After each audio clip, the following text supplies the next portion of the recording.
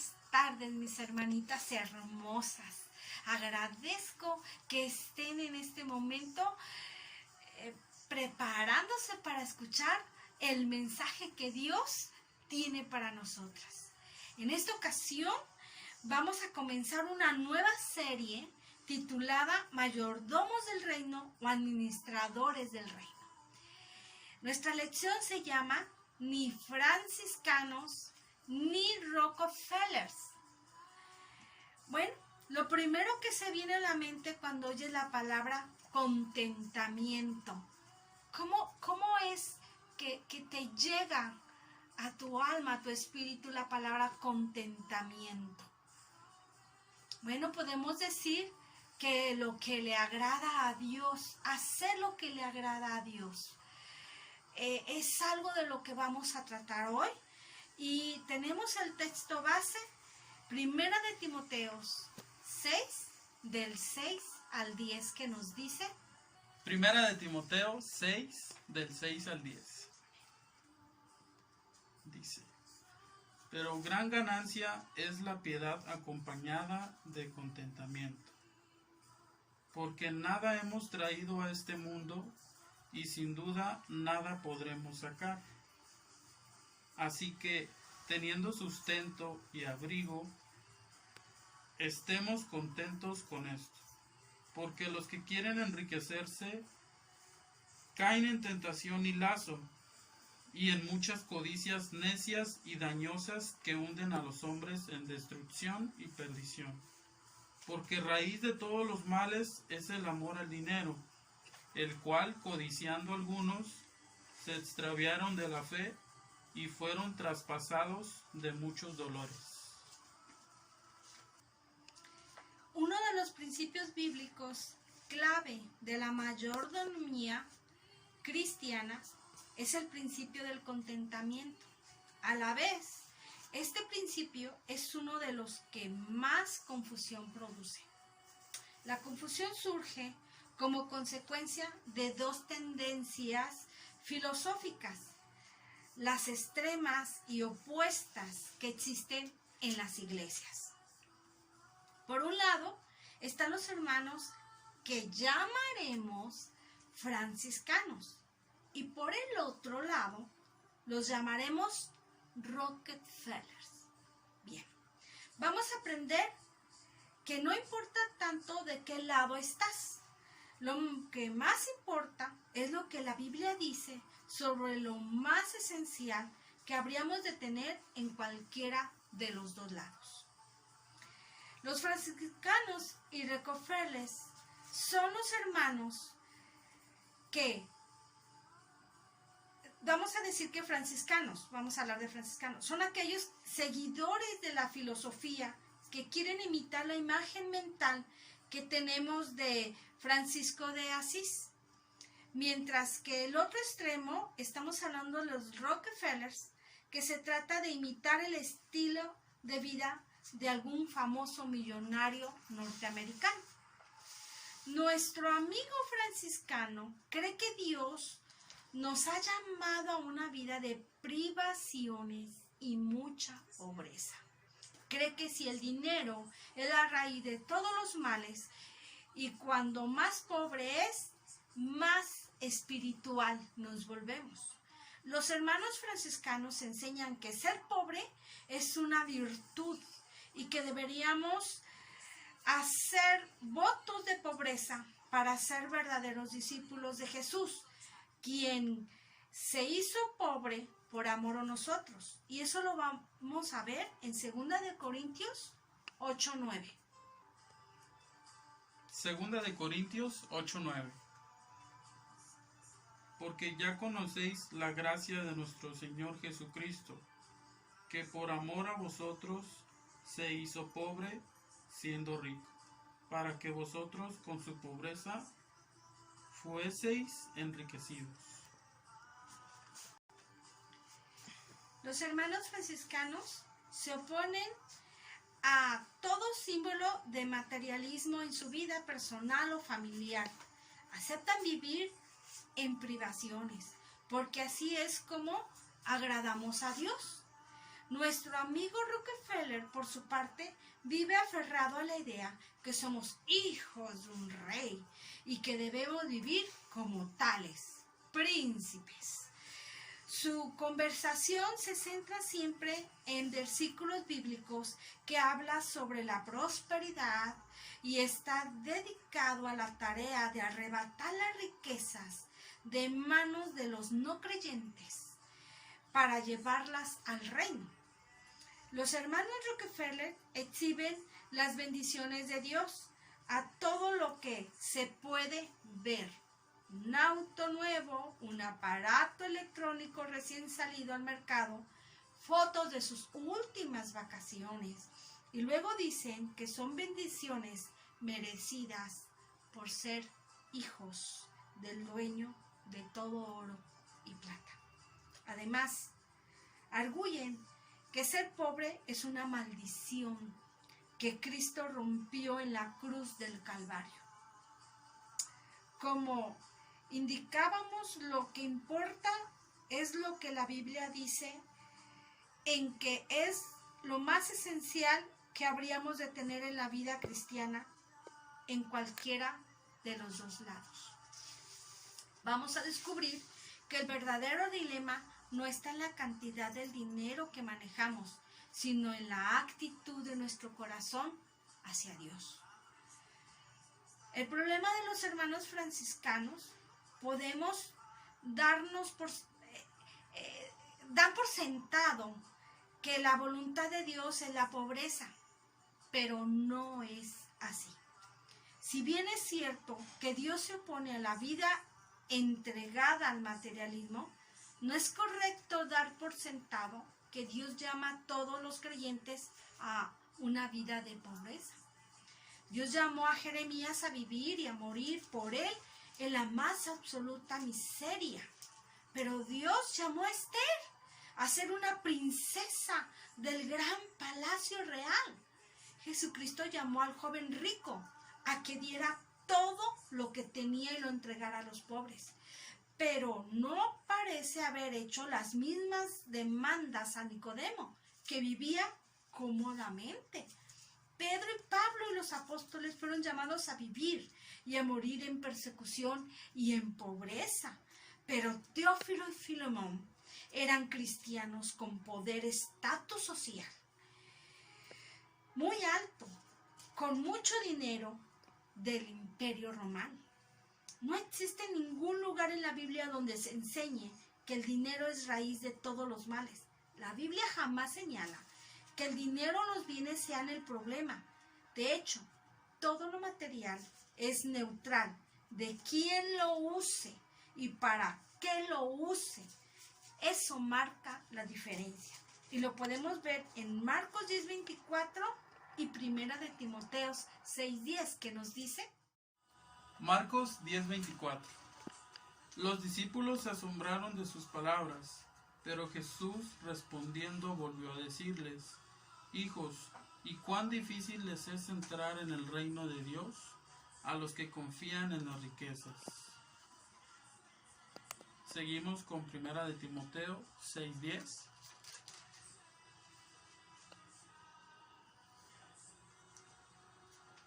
Porque raíz de todos los males es el amor al dinero, el cual, codiciando algunos, se extraviaron de la fe y fueron traspasados de muchos dolores. En realidad, los bienes materiales son una herramienta que Dios pone a nuestras manos para cumplir los propósitos divinos. La actitud que nosotros tenemos con respecto a esos bienes es lo que inclina la balanza entre la vida que glorifica a Dios y una que no lo hace. Si la pobreza fuera sinónimo de espiritualidad, el 85% del mundo fuera espiritual. La pobreza tiene un lado amargo y peligroso. ¿Cuántas veces la gente hurta, miente y hace cosas deshonestas por ser pobre o estar bajo una fuerte presión económica? Esto nos dice que la pobreza no tiene nada de santa y conlleva tantas tentaciones y peligros como el poseer riquezas. Jesús no llama a nadie a hacer un voto de pobreza, pero aquí viene la parte aterradora. Jesús nos pide más que un voto de pobreza. ¿Qué es lo que nos pide Jesucristo? Lo podemos ver en Mateo 16:24. Mateo 16:24. Entonces Jesús dijo a sus discípulos: si alguno quiere venir en pos de mí, niéguese a sí mismo y tome su cruz y sígame. Tú bien puedes dar todo lo que tienes y sin embargo no amar a Jesús. Tú puedes vender todos tus bienes y ser un egoísta. Tú bien puedes ser tan dadivoso que des todo tu salario y tu pensión a los pobres, pero con una motivación incorrecta. Básicamente lo que está diciendo es que renunciar a nuestras vidas es realmente lo que Jesús busca, negarnos a nosotros mismos. Nuestro carácter, nuestros pensamientos, nuestras herencias que venimos arrastrando. Neguemos eso que somos para ser de nuevo criaturas que amen y honren al Señor. Por eso dice que negarse a nosotros mismos significa morir a la voluntad propia. Dice ahí, toma tu cruz. Es abrazar la voluntad de Dios sin importar el costo. Y seguirle, que es lo que Jesús nos pide. Entonces, ¿cuál es el problema de los Rockefeller? ¿Ven? Que agradable persona siempre se verán ellos. Su visión acerca de su vida es positiva y optimista. Los hermanos Rockefeller siguen la tecnología, la prosperidad. Se ha esparcido estos tipos de iglesias de Cristo en toda América. ¿Y por qué ha resultado exitosa? Bueno, precisamente porque ¿a quién no le gustaría ser rico? Pues dicen, a buen sombra o a buen árbol me cobijo, ¿verdad? ¿A quién no le gusta estar en un lugar donde hay la posibilidad de tener lo que hoy no tengo? Lo que no puedo alcanzar, desde bienes materiales, viajes, riquezas. Es como un canto de sirenas, ¿eh? Cuidado. Sin embargo, de los dos extremos es el que está en mayor peligro. ¿Por qué? Porque involucra el hedonismo. Déjenme repetirlo. El hedonismo, lo cual es una doctrina filosófica basada en la búsqueda del placer y la supresión del dolor y de las angustias. En otras palabras, hemos de vivir para disfrutar, la cual es una doctrina filosófica basada en la búsqueda del placer y la supresión del dolor y de las angustias. En otras palabras, hemos de vivir para disfrutar de los bienes de la vida, que por ningún motivo tendremos que experimentar alguna clase de sufrimiento por causa de la pobreza. La tecnología de la prosperidad nació en el centro mismo de una sociedad que todo lo consume, incluso a Dios. ¿Sí? Suena terrible, pero es cierto. Dios también es consumido. El cristiano Rockefeller ve a Dios como un proveedor, que da servicios, que en el centro de su relación entre Dios y él no está Dios, sino él y su placer y bienestar. ¿Cómo puede pasar eso? Pues sí, porque él piensa que Dios existe para servirme a mí, existe para salvarme a mí, existe para amarme a mí, existe para perdonarme a mí y existe para sanarme a mí, existe para darme todo a mí, todo lo que yo le pida. Lo terrible de esta corriente doctrinal es que muchos se sienten defraudados, decepcionados y enojados porque en el momento de no tener lo que se supone que tendría, culpan a Dios y piensan que Él no está aportando como se supone que tiene que aportar. El cristiano Rockefeller entiende solo una cosa, que Dios está para prosperarlo sin sufrir dolor y angustia. Definitivamente la vida cristiana no es así. Todos, sin excepción, enfrentamos momentos de estrechez y holgura, momentos de alegría y de dolor. Jesús dijo que en el mundo tendríamos aflicción, pero tenemos promesa de Dios conforme nos comprometemos en la vida cristiana. Él suplirá para todo lo que vayamos necesitando, ya sea personal o familiar. Pero también, ojo aquí, nos hará prosperar para el cumplimiento de sus planes, esos planes redentores para este mundo en el cual estamos aquí, fuimos escogidos. Y eso lo podemos ver en dos citas bíblicas, Filipenses 4:19 y Mateo 6:33. Filipenses 4:19. Mi Dios pues suplirá todo lo que os falta conforme a sus riquezas en gloria en Cristo Jesús.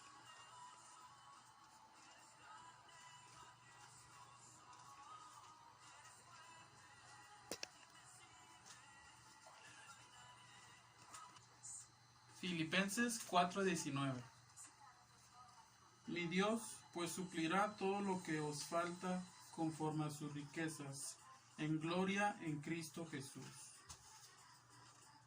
Pasamos a la otra cita, Mateo 6:33. Mas buscad primeramente el reino de Dios y su justicia, y todas estas cosas os serán añadidas. Bueno, nuestra satisfacción plena en Cristo, quien nos hace felices es Cristo.